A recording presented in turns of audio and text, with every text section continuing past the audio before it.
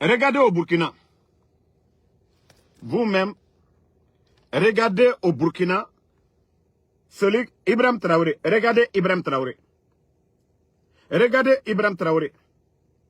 Regardez-le. Regardez Ibrahim Traoré. Vous-même, vous voyez les images. Attendez, il y a une autre image. Regardez-le ici encore. Ibrahim Traoré. Pourtant, c'est des soldats. Hein? Voilà. Ibrahim Traoré. Attendez, il y a un maudit ici. Là, on va le bannir, on va continuer. Attendez. Moi, je bloque pas. Je bannis et je continue. Voilà. Bye bye. Voilà.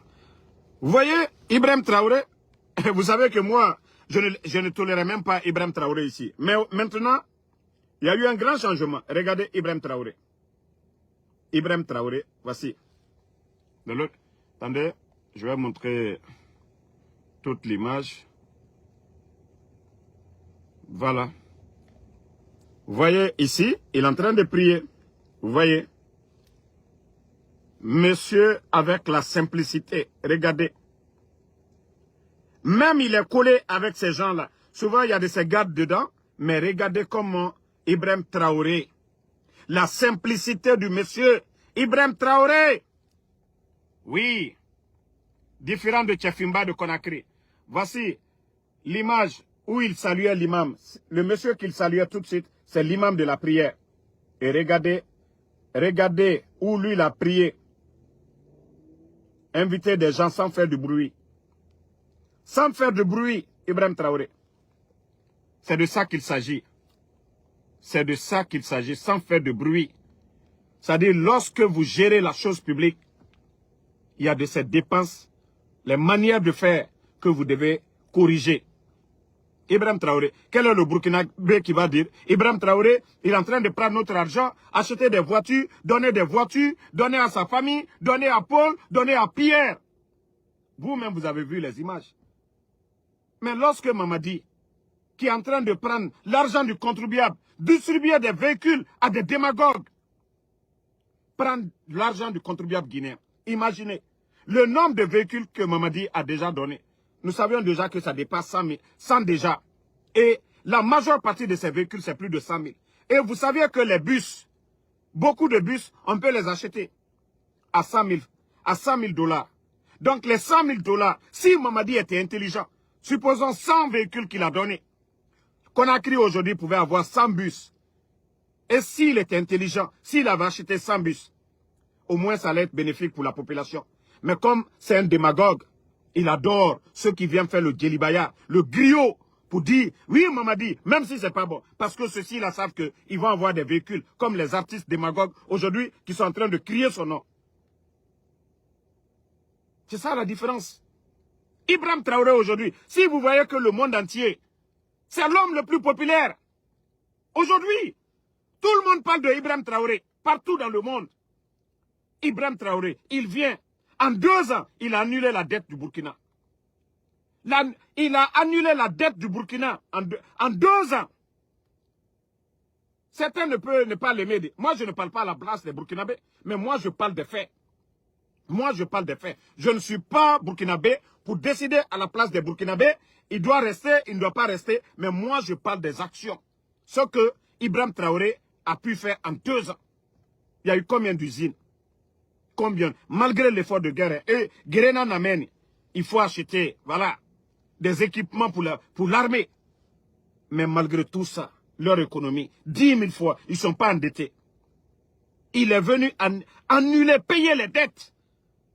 L'or qu'ils ont aujourd'hui, le Burkina, l'or qu'il a aujourd'hui, en sous peu de temps, Ibrahim Traoré, l'or qu'il a acheté, au lieu de faire sortir l'or du Burkina, le gouvernement achète tout aujourd'hui à la banque centrale du Burkina.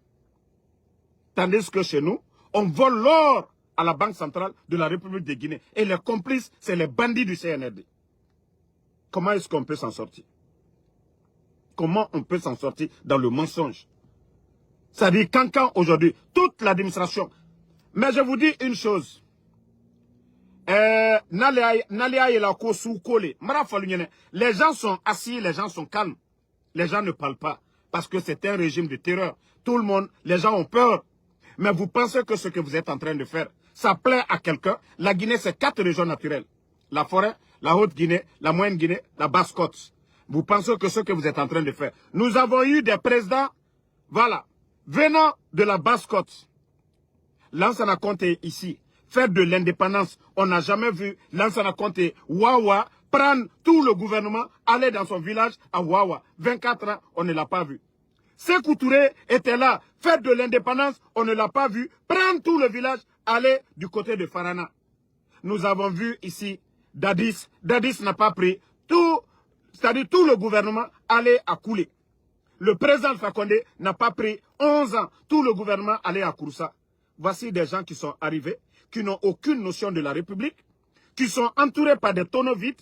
Au lieu de conseiller Mamadi, non, ce que tu fais, ça n'a rien à voir avec l'État de la République. Ça dit, si c'était un homme d'affaires, on pouvait comprendre. Mais prends tout le gouvernement, allez. Voilà, merci Mohamed Touré. Prends tout le gouvernement, allez du côté de Kankan. L'administration est bloquée.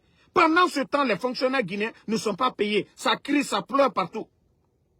Vous gagnez quoi dans ça? Mamaya. Mamaya. Ah, la Guinée. Ah, le Guinéen doit se réveiller. Bon, vous savez ce qui m'a choqué ce matin? J'avais même décidé que je ne ferai pas de vidéo aujourd'hui encore. Mais où c'est arrivé là, on va pas avoir peur de prison pour venir mourir. On va pas avoir peur de parler parce que si on parle, on peut aller en prison. Et puis voici la mort qui vient devant nous à notre top. Là, on va pas accepter. Parce que le père Laurent Gbagbo a bien précisé hier. Si c'est la bagarre où vous voulez là, vous allez faire la bagarre. Et votre bagarre, on sait comment ça se termine. Ou bien, donc on a qu'à se dire la vérité. Il dit, vous êtes des gawa. Il dit, est-ce que vous êtes au courant que lui s'appelle Laurent Gbagbo? Donc ce qui vient devant là, est-ce que vous-même vous voulez éviter ça? C'est vous voulez occasionner ça, mais c'est vous voulez éviter ça. Depuis longtemps, on a parlé. Vieux Moro, lui, là, il est le dieu, c'est-à-dire, il est le goat de la politique ivoirienne. Vous le connaissez. On dit, Moro, lui, là, sa tête chauffe souvent. Mettez-nous des vieux, là. Mettez-nous de tout le monde à quitter ici. Vous dites non. Vous avez tourné jusqu'à... Voilà où on s'en va. Avec les parents, on vient d'entendre, là.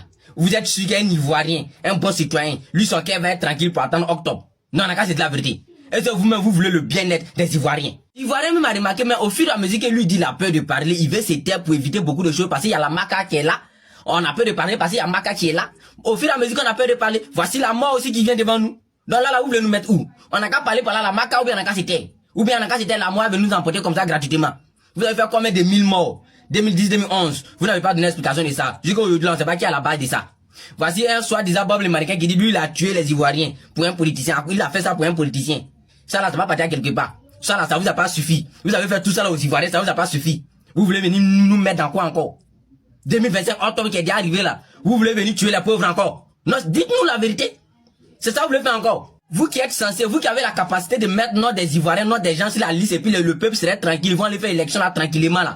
On vous parle de plat, vous faites comme si vous n'entendez pas là. Sous prétexte que non, lui là il n'est pas Ivoirien, Tidjam Djam il est temps, il fait la politique dans le pays là, ça fait combien d'années? C'est maintenant vous savez qu'il n'est pas Ivoirien. À la dernière minute vous savez que maintenant qu'il n'est pas Ivoirien. L'autre aussi qu'il a braqué banque. Un braqueur ou bien un voleur qui est censé être en prison, lui fait un meeting. Hein? Il y a cortège derrière lui. Si c'est pas encore, on peut voir ça là. En tout cas, arrangez, moi vous dis oh. Cette fois-ci là, si vous avez fait quelque chose aux Ivoiriens là, nous on va vous poursuivre en justice et non parce qu'on va pas avoir peur de parler, ou bien on va pas avoir peur de vous, et puis la mort va nous prendre gratuitement comme ça. Voilà, parce que le père Laurent Gbagbo il a dit, que si c'est la bagarre vous voulez là, vous allez faire. Et c'est tout ça nous là, ça nous fait peur, parce que nous on voit ce qui peut se passer. Donc si cette fois-ci là vous avez fait quelque chose de bizarre là-bas que les Ivoiriens sont morts là, nous on va vous poursuivre en justice hein. Ah, ne pensez pas que non, on n'a pas les moyens, ou bien on n'a pas les enfants des riches, donc on peut rien faire. Où il y a la vérité là, nous on va taper dedans hein. Ah, vous avez toujours dit moi le général, le jour que moi je vais aller en prison, ce qui s'est passé, il a craché la vérité pour vous, ça a rougi vos yeux là, vous n'êtes pas content, c'est pour ça que vous m'avez envoyé en prison. Sinon c'est pas parce que vous insultez hein. Parce que vous quand on vous dit la vérité, vous n'êtes pas content, c'est comme ça, vous savez comment envoyer les gens en prison. On a vu le cas d'Amron, il a fini de chier pour dire la vérité là-bas là. C'est comme ça on dit qu'il a insulté, on s'en a injecté les trucs bizarres pour le tuer. Donc famille, c'était le général d'être en ensemble famille.